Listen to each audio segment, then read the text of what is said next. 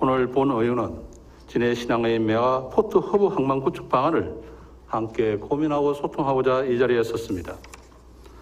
지난 17일 2030 항만 정책 방향과 추진 전략 보고에서 부산항 제2 신항이 진해 신항으로 공식 명칭이 결정되어 지역민들의 10년간 수원이 이제야 해결된 것 같아 도민의 한산으로서 매우 기쁘게 생각합니다. 더구나 1997년부터 부산 신항의 명칭 분쟁이 있어왔고 2005년 12월 뉴포트 신항으로 명칭이 공식 결정되었지만 대외적으로는 부산 신항으로 불리고 있었습니다. 그동안은 부산 신항이 진해 땅임에도 불구하고 진해라는 이름을 쓰지 못한 한스러움이 있었습니다. 2006년부터 신항 권리찾기 멤버로 활동했고 제2신항의 공식 명칭이 진해 신항이 되어야 한다고 계속 주장해왔던 저로서는 감회가 색다르고 이 자리를 빌어 도민에게 감사드립니다. 그러나 진해 신항 명칭 확정 등 항만 건설에 대한 장밋빛 기대에 따른 이면에는 아직도 헬가하지 못하고 있는 웅동지구 사업이 있습니다. 함광배후부지 사업의 한 부분인 웅동지구 개발 사업 문제가 빠른 시간 안에 해결되어 개발 사업이 순조롭게 진행되고 생계 터전을 잃은 어민들에게 적합한 보상이 반드시 이루어져 지역민들의 항만 건설에 대한 부푼 기대와 기쁨이 반으로 줄어들지 않도록 해야 합니다. 먼저 신항 홍보 동영상을 보시겠습니다.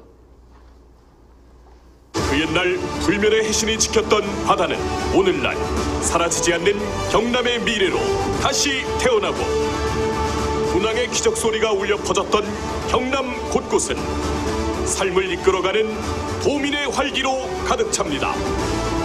동북아 항만 물류의 완전한 시작과 중심, 경남을 이끌어갈 새로운 미래, 바로 진해 신항입니다. 앞으로 남은 것은 메가포토의 위상에 걸맞는 스마트 친환경 항만을 조성하는 것이 진해 신항의 성공의 기름기라고 보내놓은 생각합니다. 먼저 김충건 행성국장님 자리로 모시겠습니다. 아마 국장님과 제가 첫 인연을 맺은 게 아마 신항 명칭 찾기 때부터 한 15년이 된 것 같습니다. 그죠? 예. 지금은 이제 제2신항이 신항으로 확정된 소감이 간단하게 어떤 느낌이신지.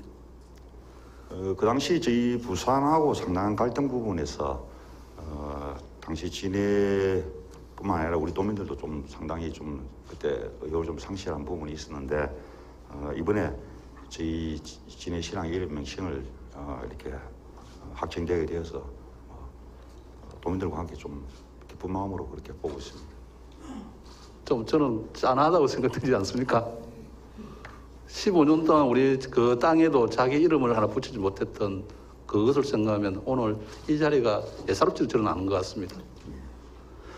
질문 드리겠습니다.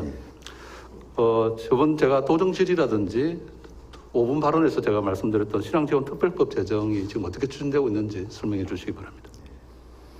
그 신항지원특별법은 그 진해 신항 건설로 생계 터전을 잃은 어민들과 지역 주민의 피해에 대한 지원을 위해서 우리 도는 창원시와 함께 지금 그 신항지원특별법 제정 방안을 논의를 하고 있습니다. 우선 법률 제정을 위해서 지난해 4월부터 내년 4월까지 완료를 목표로 창원시정연구원에서 신항 배후지역 환경 실태 조사 및 지역민 지원 대책 마련 연구 용역을 추진하고 있습니다. 용역을 통해서 신항 배후지역의 환경 실태를 파악해서 환경 개선 방안을 마련하는 등 종합 계획을 수립할 예정입니다. 지역 주민의 지원 대책을 위한 또 그리고 법제화 방안도 같이 마련할 방안입니다.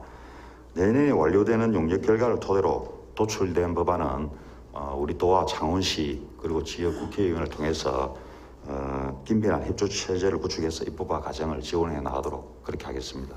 지금 그 신항지원특별법이 여의치가 않더라면 지금 현재 신항만 건설 촉진법이 되어 있지 않습니까? 예, 그렇습니다. 이 개정을 통해서라도 지금 현재 이런 문제들을 해결할 여지는 없습니까? 저는 뭐 반드시 신항지원특별법이 제정이 된다고 그렇게 보고 있습니다만 의원님 말씀대로 이것이 조금 여의치 않다면 현재 신앙만 건설 촉진법에는 어권 손실 보전이라든지 토지 매수 손실 보상, 이주대책 마련 이렇게만 지금 돼 있기 때문에 이 법의 개정을 통해서 우리 소멸업인들의 생계 대책과 지역 주민 우선 고용 그리고 항만 주변 지역 지원 사업 등을 담을 수 있도록 노력하겠습니다. 그리고 저희들이 지금 그 현재 운영 중인 진해 신앙 민간 협의체를 또 통해서 피해 주민 보상과 지역 발전 요구 사항 등 지역 의견을 수렴하고 구체적인 실행 방안을 마련해 나가도록 그렇게 하겠습니다. 우리 신앙 건설 촉진법의 한계가 있지 않습니까? 이건 건설 과정에 대한 부분이고 저희들이 원하는 것은 이것이 건설되는 과정뿐만 아니라 건설되고 나서도 관리 운영에서 지역민이 소외되지 않도록 해달라는 거 아니겠습니까? 네, 그렇습니다. 그런 부분이 반드시 간철될 수 있도록 노력해 주시기 바라겠습니다. 예, 적극 노력하겠습니다. 다음 화면 보시겠습니다. 화면에서 보시면은 항만 지역에서 비도로 오염원의 배출량이 도로 오염원 상대적으로 매우 높습니다. 특히 내륙 도시보다는 해안 도시가 굉장히 높습니다. 그죠? 이런 문제점 때문에 정부에서는 대기질 개선에 관한 특별법을 갖다가 규정하였고, 그리고 배출 규제 해역과 저속 운항 해역, 흔히 말하는 ECA 지역을 갖다가 선포를 했습니다. 그 ECA 지역에 진해 신항이 포함됩니까? 네, 그렇습니다. 지금 항산화 화물 배출 규제 중에는 부산하고 강양항이 되어 있고요. 저속 운항 해역도 부산 강양으로 되어 있습니다. 지금 IMO에서 지금 현재 ECA 지역에는 지금 현재 우리는 지금 현재 삭스만 지금 규정하고 있지 않습니까? 네. 지금 현재 IMO에서는 그걸 떠나서 낙스까지도 같이 규정을 하고 있습니다. 이런 부분에 대한 대비도 필요하다고 생각하는데 어떻게 생각합니까? 네, 충분한 대비가 되어야 된다고 생각합니다. 그리고 지금 현재 가장 중요한 것은 제가 볼 때는 지금 현재 그 바다의 선박은 친환경 선박으로 AMP 시설을 육전 전압 공급 전력을 갖다 공급하는 그런 시설을 하고 있습니다, 사실은. 네. 그리고 또 터미널도 자동화를 하고 있습니다. 네.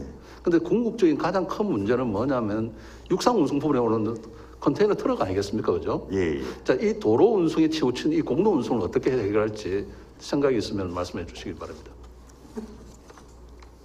실제로 저희가 이런 금방 위원님 말씀하신 대로 그 항만 지역의 대기질 개선에 관한 특별법이 제정이 되고 또 실행이 되지만, 근데 이 부분에 대해서도 저는 그 일정 부분은 항만에 입출하는 선박하고 또 화물 자동차 이동에 대해서 대기 오염 물질 발생은 좀 사실 불가피한 실정입니다.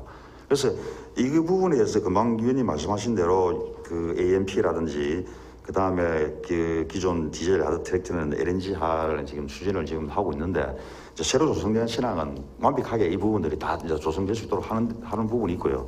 그리고 이 부분들이 실제로 그 저속 운항이라든지 이런 부분에 대한 관리가 저는 필요하다고 보거든요. 그래서 우리 도에서는 지금 그 항산화 화물 규제에 준수를 위해서 이제 해수부하고 해경하고 이런 협조 체제를 구축해 가지고 그 저속으로 운항하는 선박에 대해서는 항만시설 사용료 감면 등을 뭐 추진하는 등 이렇게 좀 실행적인 방안, 또 그런 부분들이 좀 검토가 돼야 될 것 같고요. 또 지금 현재 그 해양수산부에서 수립 용역 중에 있습니다. 그 제1차 항만 지역 등 대기질 개선 종합 계획을 지금 수립하고 있는데, 이 부분을 통해서 우리 도와 연계해서 좀 대기질을 개선하는 시책을 좀 지속적으로 개발하고 수행하겠습니다. 지금 이제 부산항 신항이 이게 21개 선석이 운영되고 있지 않습니까? 네. 다목적까지 22개 선석이 되겠지만, 예, 예. 지금 21개 선석이 운영되고 있는 사람에서 지금 현재 부산 신항의 어떤 대기질 상태가 굉장히 좋지 않습니다. 자, 이 부분을 원천적으로 좀 우리가 생각한다면 앞으로 진해 신항이 건설 21개 선석이 또 건설돼야 됩니다. 이 부분이 도로로서 접목을 시키고 연결시킨다면 이 신항 지역의 대기질은 특히 더 악화될 수밖에 없지 않습니까? 그런 부분에서는 우리가 이 신항을 연결시키는 진해 신항과 연결되는 어떤 부분을 도로로만 한정해서 되지 않지 않느냐, 이 부분을 제가 지적하고 싶은 겁니다. 뭐 국장님 생각은 어떻습니까? 예, 물론 그렇습니다. 뭐 도로로서 다 이걸 대기질을 전체적으로 뭐 할 수 있는 방법은 우선이 저희 뭐 철도가 거기에 대안이 된다고 저는 그렇게 보고 있습니다. 네, 그런 말씀입니다, 바로. 예. 항원 배후단지 그 단계별 공급 토지 분을 다음 화면 슬라이드 자료 보여주시기 바랍니다. 이제 이 자료를 보면은 지금 이제 항만 배후단지 단계별 공급 계획인데 부지가 상당히 부족한 걸로 나와 있습니다. 그죠? 근데 이런 부족한 항만 부지, 배후 부지 어떤 땅을 갖다가 어떻게 확보할 것인지 뭐 그런 데 대한 방안이 있으면 말씀해 주시기 바랍니다. 예, 저희가 이제 해양수산부의 제3차 항만 배후단지 개발 종합계획에 의하면은 이 부산항 신항 배후단지는 2030년 기준으로 1,650만 평방미터가 필요합니다. 지금 현재 정부의 공급 계획 면적은 846만 평방미터로 약 804만 평방미터가 지금 부족한 실정입니다. 진해 신항 개발까지 감안하면 이보다 더 많은 배후단지가 배후부지가 필요할 것으로 그렇게 보입니다. 따라서 우리 도에서는 신항만 확장에 대비한 항만 관련 시설 및 배후단지 확대 방안과 항만과 인근 도시 상생 발전을 위한 친환경 신도시 조성 방안을 위해서 항만 배후도시 종합발전 방안 수립 명령을 추진 중에 있습니다. 여기서 지금 배후단지 확대라든지 친환경 신도시 조성, 항만 연계 교통망 구축까지 다 이 안에 용역에서 지금 담아서 지금 검토하려고 계획이고 올해 말까지 이 부분이 완료되면 제가 그 부분에서 해답을 찾으려고 노력하겠습니다. 제가 이 질문을 드린 이야기는 뭐냐면 우리가 부산 신항 제1신항 건설 과정에 있어서 사실은 많은 시행착오가 있었습니다. 그 과정에서도 우리가 이제 땅은 어쩌면 지금 보면은 우리가 매립한 땅과 육상을 갖다가 사용 땅을 갖다 똑같이 균등하게 우리 평민적으로 좀 이용하는 부분이 많지 않습니까? 특히 우리가 물류센터 같은 경우는 지금 오산에 있는 현대로지스틱스 같은 경우는 창고가 72개가 들어갑니다. 램프 시스템 다 되어 있습니다. 이런 부분들을 우리 집적화하지를 못하는 부분 아니겠습니까? 앞으로 이러한 땅을 효율적으로 쓰는 집적화의 방법과 지금 앞으로 스마트 항만의 어떤 추세에 있는데 이 스마트를 갖다가 활용한 효율성 담보를 갖다가 해 가야 된다고 저는 생각합니다. 국장님 생각은 어떻습니까? 예, 저희도 그 부분에 상당히 고민을 하고 있습니다.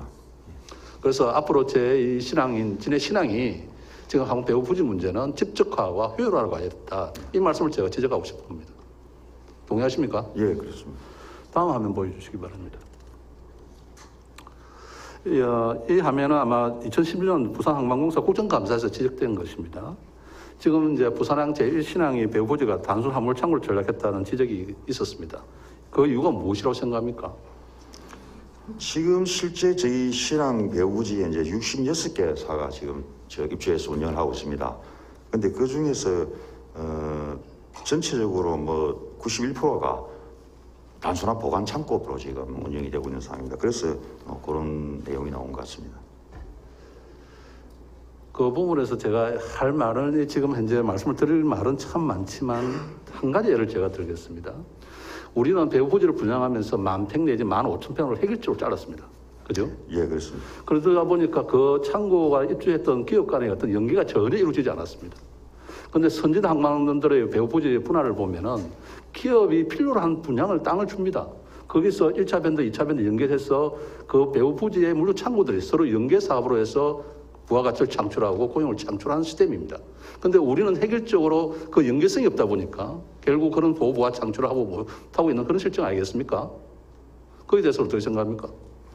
실제로 보면 이제 이게 저도 그런 부분은 좀 안타까운 부분인데 이게 10,000평, 20,000평 정도로서 이제 기업에 지금 들어오자 입주하고자 하는 기업은 희망하는 기업은 많고 주로 이제 물류 기업들이죠. 근데 그 부지 자체가 그렇게 막 넓지는 않으니까 외국처럼 이렇게 잘라서 할 수밖에 없는 그런 실정이거든요. 그래서 그 부분에 대해서는 사실 저는 배후 부지의 이제 어떤 확보 문제 그런 문제가 있지 않나 그렇게 보고 있습니다. 특히 제가 이 질문을 드린 이유도 메가포트 진해 신항이 들어오면은 특히 동부가의 물류센터의 역할을 해야 할 물류센터들의 기능이 굉장히 필요할 겁니다. 그죠? 그렇게 되면은 그 기업들이 필요한 그 용질 수요를 갖다가 어떻게 담당할 수 있겠느냐. 그리고 조금 전에 우리 신항을 갖다가 일신항을 운영하면서 했던 단순 물류 보관 창고로서 전락했던 이것을 되풀이하지 말아야 되지 않느냐. 그러면은 페덱스 같은 동부가 센터를 갖다 하나 준다면 한 10만 평, 20만 평 주고 거기서 알아서 셀링을 해서 1차, 2차 밴드를 갖다 해서 연계성을 확보해 가는 것이 훨씬 더 고부가치가 되지 않겠습니까? 어떻게 생각합니까? 근데 물론 이제 그 위원님 말씀 맞는데 이제 그렇게 그 부지를 큰 부지로 이렇게 잘라서 하기에는 사실 좀 현실적으로 좀 어려운 면도 좀 있겠죠. 근데 저는 그거보다는 실제로 지금 우리가 보관 창고 위주로 이렇게 이제 지금 입주되어 있는 부분에 대해서 저희가 좀 제도적으로 좀 고부가가치의 그 농축수산물에 대해서 제조 강화업체도 여기에 지금 입주가 돼야 된다고 저희는 그렇게 생각하고, 그런 부분에 저희가 경남, 부산, 전남 3개시도 공동으로 또 건의를 했고, 지금 그 산자부에서 내년 상반기에 법령 개정을 통해서 입주를 허용할 그럴 계획으로 지금 있습니다. 그래서 좀 이 부지 자체를 크게 지금 가져가는 것보다는 좀 고부가가치의 어떤 그런 제조업들이 들어올 수 있도록 그렇게 저희가 노력하는 것이 좀 맞지 않겠느냐, 저는 그렇게 보고 있습니다. 그 부분은 제가 한 번 더 말씀드리면, 지금 현재 우리 남문지구에 하이푸드랜드가 지금 이제 민원이 발생해서 네. 지금 굉장히 홍유를 치는 거 알고 계시죠, 그죠? 예. 이 부분이 왜 이런 문제가 생겼다고 생각합니까? 하이랜드 푸드는 실제로 그 멕시코 등에서 수입되는 농수산물 가공업체인데, 이때 지금 이제 문제 나온 게 자유무역지역의 농림축산물 가공업체 입주 제한 때문입니다. 그래서 이 입주 제한에 의해서 이런 고부가치의 창출 모델을 BPA에서도 만들려고 했는데 관세청에서 그때 반대를 했기 때문에, 이 실제로 그런 식으로 입주 제한 때문에 이런 부분들이 못 들어왔었거든요. 그래서 이 부분은 제도를 저희가 지금 그래서 내년부터는 지금 할 수 있도록 지금 제도를 고쳐나가고 있습니다. 지금 제가 이제 이 부분을 지적하는 건 국장님 말씀에 덧붙이고 싶은 건 뭐냐면은, 과거 우리 신앙을 매립해 오면서 우리는 부지 확보 계획만을 갖다가 전념을 해왔습니다, 사실은. 그렇죠? 예. 근데 상부의 구체적인 건물 높이라든지 상부 건물에 대한 어떤 개발 계획에 대해서 세부적인 어떤 지침이 없었어요. 그러다 보니까 지금 건물이 너무 높아서 아파트의 조망권을 갖다가 지금 현재 훼손하기 때문에 지금 이런 문제가 많이 발생하고 있지 않습니까?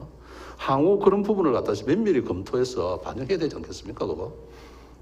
그렇습니다. 그런 부분까지도 좀 더 되어질 것 같습니다. 그리고 또 한 가지 더 말씀드리면, 지금까지는 그 배후부지를 BP에서 일방적으로 좀 해양수산부에서 입찰에 의해서 이렇게 제안을 해서 했는데, 서컨부 배후부지부터는 저희 지자체 허용되는 부분이 있습니다. 그래서 우리 지자체가 거기에 지금 고부가치 업체를 지금 입주를 할 수도 있고요.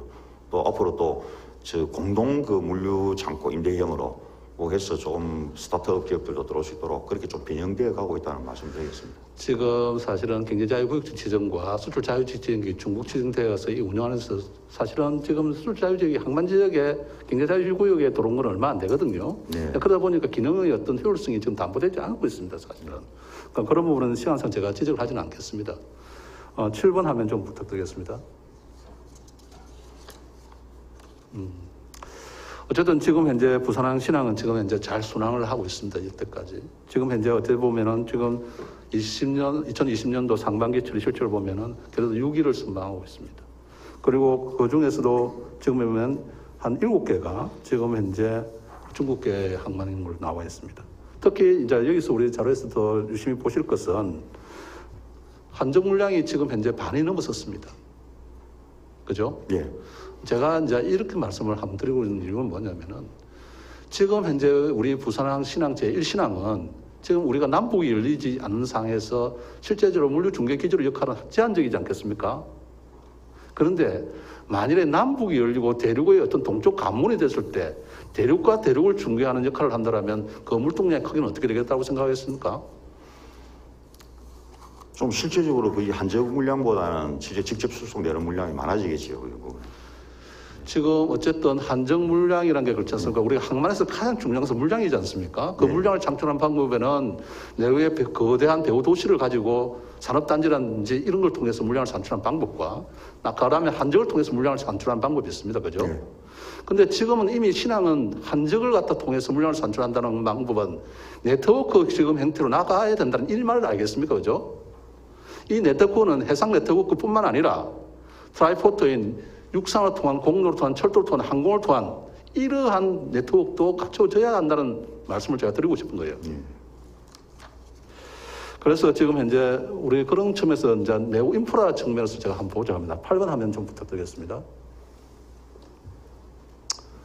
이게 이제 석동 소사관 타고 제2안민터널이 이제 맞추는 것입니다. 이 접속도로가 8자도로입니다, 사실은. 그리고 여기 지금 안 뵀지만 천선동에서 제2안민터널하고 지금 현재 25국도가 연결되는 도로는 그 평면 입체 교체라고 되어 있습니다. 이것도 제가 5분 질의에서 5분 발언에서 제가 지적을 했습니다. 그런데 컨테이너 40피트 싣고 이 팔자 도로를 간다는 자체가 우리가 물류의 어떤 배려가 있는 지금 도로 구성이라고 저는 보지 않습니다. 이 부분은. 40피트 컨테이너를 싣고 90도로 꺾어야 된다면 그 도로가 운송자에게 사랑을 받을 수 있겠습니까? 그런 부분은 전혀 우리 도가 물류 도로를 생각하면서 신앙과 연계시킨 도로를 건설하면서 그런 세심한 배려가 너무 부족하지 않았나. 이 부분을 제가 지적하고 싶습니다. 어떻게 생각하십니까? 예, 저희도 도로망 부분에 저희가 뭐 직접 담당을 하고 있지 않습니다. 앞서 말씀드린 항만 배후도시 종합발전 방안 용역을 통해서 이 신항만에서 그 진례간 고속도로 진례간은 23.5km 그리고 또 진례 밀양간 고속국도 18.6km 이런 도로망 확충 계획에 대해서는 검토를 지금 용역에서 하고 있습니다. 그래서 신설 필요성이 있는 배후 물류 도로는 우리 강력교통망 계획에 포함될 수 있도록 관련 부서와 기관과 적극 협의해 나가도록 하겠습니다. 그리고 작년 제가 도정 질의하고 5분 발언에서도 말했지만 사실은 지금 부산 신항에서 부산 항만공사는 한 15km 떨어지는 감천항이라든지 남항을 굉장히 활용하고 있습니다. 그런데 우리는 4km밖에 떨어지는 진해 장천에 진해 국제무역항이 있습니다. 그죠? 예. 이 부분을 갖다가 그러니까 우리 지역 관리항이다 보니까 지금 부산 신항만과 연계한 어떤 피드항 역할을 전혀 하고 있지 못합니다. 그에 대해서 어떻게 생각하십니까? 사실 진해항은 저희 지금 현재로서는 저희 도에서 관리하는 의원님 잘 아시다시피 지방관리무역항으로 되어 있습니다. 그래서 주로 역할이 지역 산업 지원과 건설 자재 등 지원항으로 운영 중에 있고, 근데 여기 지금 항만 주변은 잘 아시겠지만은 창원시에서 아파트나 건설 등 도시화가 좀 진행되고 있는 그런 상황입니다. 그동안 그 지역에서 진해항에 대해서 국가관리무역항으로 성격해 달라는 그런 건의가 지속적으로 있어 왔습니다. 우리 도에서 그 해양수산부나 창원시 등 관계기관과 국가관리무역항 성격을 협의를 지금까지 해왔는데, 최근에 창원시에서는 또 조금 이 부분에 대해서 대도시 특례사무로 진해항을 창원시 관리무역항으로 이항을 또 요청하고 있는 또 그런 실정입니다. 그래서 우리 도에서는 그 스마트 대형 항만인 진해 신항이 조성됨에 따라서 인근 진해항을 포함한 마산항까지 연계해서 진해 신항의 보조 기능을 담당할 수 있는 특화된 항만 개발 방안을 관련 기관과 협의해 나가도록 그렇게 하겠습니다. 제가 이 말씀을 지적되는 것은 사실은 진해 장천항의 국가관리항의 성격 문제는 어제 오늘 일이 아니겠습니다. 그죠? 네, 그렇습니다. 그런데 진해 신항이 메가포트진 진해 신항이 확정된다라면 지금 신항의 자체의 어떤 역할을 보조할 수 있는 거기에서 이 진해 장천항을 갖다 고민해야 되지. 지금 장천항은 지금 항만기능과 그 뒤에 임대아파트 들어선 거 알고 계시죠? 그죠? 예, 그렇습니다. 그래서 주거 기능이 상충할 수밖에 없는 그런 구조적인 문제를 갖고 있습니다. 예. 그리고 그런 문제를 해결하고 또 진해 신항이 들어선다라면 원활한 메가포트 운영하는 피드항이 반드시 필요합니다.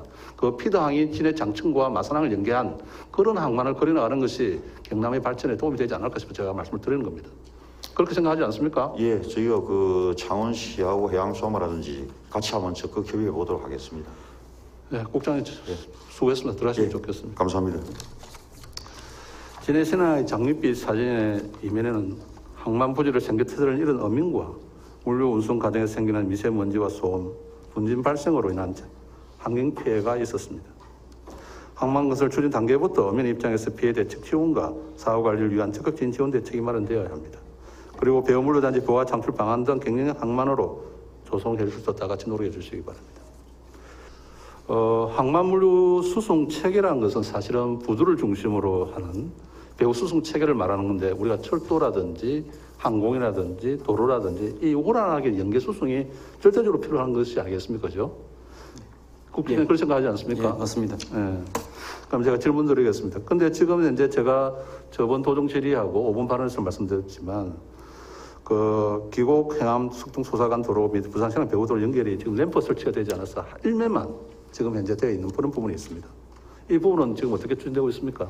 예, 그 석동 소사 녹산 도로 부분하고 기곡 행암 도로 부분은 먼저 그 석동 소산옥상 부분도 2구간으로 나누어서 지금 공사가 진행되었습니다. 그래서 소산옥산가는 먼저 2018년도에 그 개통이 되었고, 그 석동 소사 부분은 올해 연말에 이렇게 완공이 될 예정입니다. 그리고 그 연결도로 부분은 안민터널과 그다음에 방금 말씀하신 기곡 행암간 도로가 같이 만나도록 되어 있습니다. 그래서 그런 부분들 공사 진행되는 과정에서 연결 부분들은 개선될 것입니다.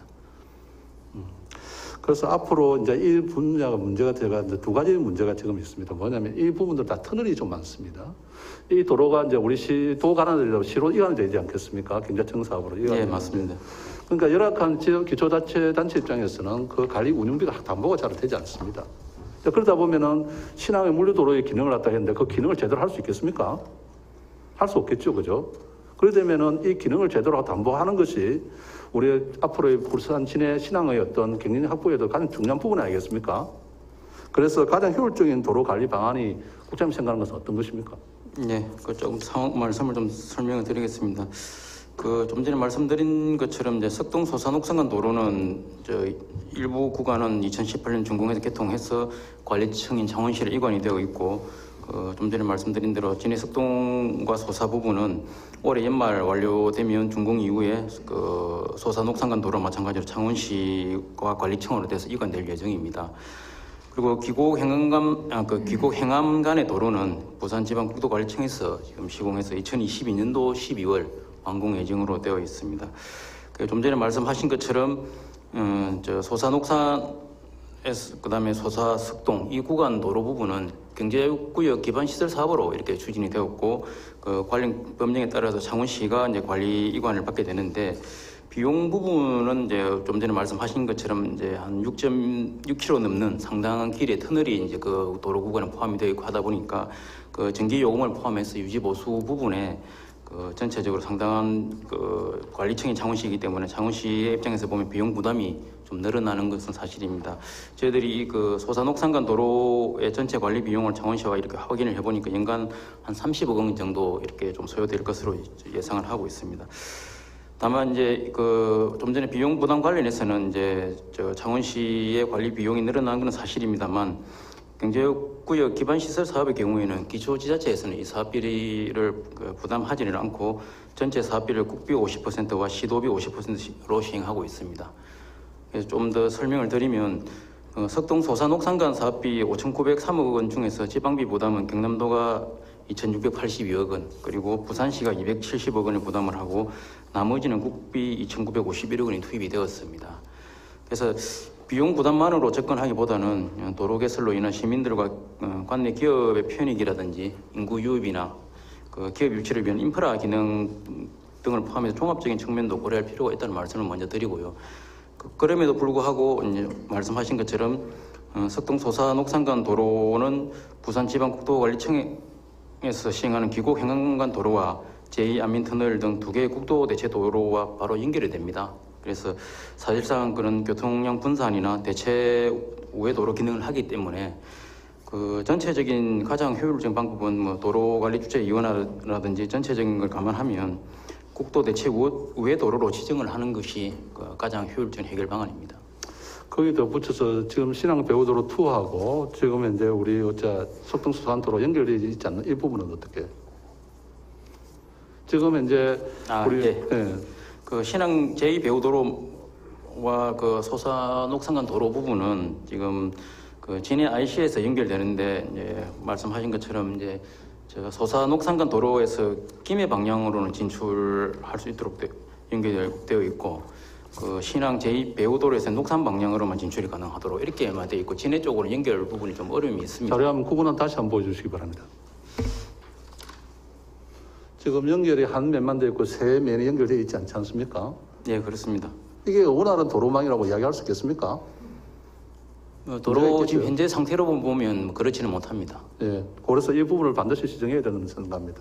네, 그 부분은 조금 저 상황을 설명을 드리면, 저희들도 그 의원님 질문하신 것처럼 그 원활한 이런 저 교통량이라든지 또 도로 수송 기능을 하려면 연결 부분이 좀 더 확대될 필요가 있다는 부분을 저희들이 그 정부에도 건의를 하였고, 다만 이제 그 소산옥산간 도로 구간에 있는 진해 터널하고 진해 IC강 이격 거리가 300m에 불과한 부분이 좀 있습니다. 그래서 국토부의 그 도로의 구조 시설 기준에 관한 규칙에 보면 최소 380m 정도 이렇게 좀 그 이격 거리 부분이 규정되어 있는 그런 물리적인 또 현실적인 그런 제약이 좀 있습니다. 그래서 그런 부분들 때문에 그 반영이 되지 못한 부분이 있기 때문에 앞으로 이게 저 제2안민 터널이나 이제 귀국 행암 도로가 완전히 개통되면 이런 그 교통량도 많이 늘어날 것으로 저희들이 예상을 하기 때문에 이 부분은 저희들이 정부와 그 함께 진해 IC하고 소사교차로 그 인근 전체 상황을 종합적으로 검토해서 추가 그 연결 도로를 설치할 수 있는 방법을 한번 고민해 보도록 하겠습니다. 고민가 제가 왜 이 말씀을 드리냐면은 부산항 신항 제1신항이 개장되고 나서 우리 경남은 전혀 개발 이익을 받지 못했다 이렇게 지적을 많이 합니다. 아까도 제가 몇 번 지적했지만 그 중에서 가장 큰 원인이 뭐냐면은 지금 부산에서 지금 신항을 도는 도로의 여건하고 도로폭을 보면은 우리 경남과 비교가 되지 않을 겁니다. 모든 물류도 마찬가지지만 사람도 접근성이 편리한 곳으로 이루어질 수밖에 없지 않겠습니까? 만약에 이 도로 부분을 비용 문제로 예산 문제로 탓한다면 우리 경남을 찾는 도로는 절대 없을 겁니다. 그래서 그 부분을 우리가 부담하지 않는다면 이 도로의 모든 비용은 누가 부담하겠습니까? 결국은 이 도로는 이용자들이 부담할 수밖에 없습니다. 그래서 그 부분을 반드시 물류 도로의 기능이 제대로 작동할 수 있도록 이 부분은 개선돼야 되고 생각하는데 국장 생각 어떻습니까? 예, 그 이게 좀 전에 답변드린 대로 이게 뭐 저 민자도로로 계속 그 건설되어 있는 제2신항 배후도로와 그 이런 경제성이나 뭐 사업비 부담만의 문제가 아니고 그 설치 공간 부분에서의 여러 가지 문제점이 있기 때문에 이게 어려움이 있는 것입니다. 그래서 그 물류 수송 부분은 또 지금 기존의 신항 배후 제2배후도로뿐만 아니고 지금 저 4차 항만 기본 계획에 2021년도부터 30년까지 4차 항만 기본 계획에 보면 저 웅동지구 북측 부분에서 이제 항만 진입 도로 부분이 58호선하고 연결되는 부분들도 좀 계획이 되고 있습니다. 그래서 그런 부분들하고 종합적으로 그 이런 물류 수송이나 이런 부분들도 같이 저희들 고민하고 다만 이제 소산옥산 이 도로의 그 진출입로 부분에서 불편한 점이나 이런 부분들은 현실적인 이제 공간의 제약도 있기 때문에 그런 부분을 종합적으로 검토해서 이걸 좀 더 불편함을 해소할 수 있는 방안을 저희들이 한번 검토해 보겠다는 답변을 드린 겁니다. 뭐 국장님이 많이 노력하고 계신 것도 전 충분히 압니다. 그런데 제가 드리고 싶은 말씀은 국토부에 올라가고 몇 번 올라가고 방문하고 건의했다 이것을 끝나는 것이 아니라 국토부의 논리가 아닌 우리 지방의 논리가 우리 지역이 편리한 절실히 필요한 논리를 갖다가 개발해서 그 부분을 관철시키는 것이 더 중요하다고 저는 생각합니다.